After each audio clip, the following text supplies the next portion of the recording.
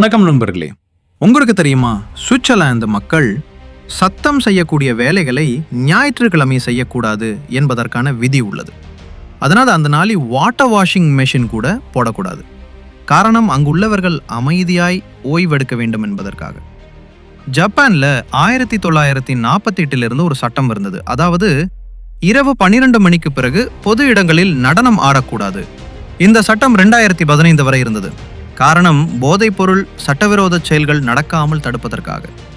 Italy நாட்டில் சில கடற்கரை பகுதிகளில் மணல் கோட்டை கட்டினா அபராதம் விதிக்கப்படும். ஏன் தெரியுமா? கடற்கரை பகுதியில் நடந்து செல்லும் பயணிகளுக்கு அது தடையாக இருக்கக்கூடாது என்பதற்காக. டென்மார்க் நாட்டில் குழந்தைக்கு பெயர் வைக்க அரசு அனுமதி அவசியம். அங்க 7000 பெயர்களுக்கான பட்டியல் இருக்கு. அந்த பட்டியல இருந்தா பெயர் வைக்கணும், இல்லனா அரசு அனுமதி கேட்கணும்.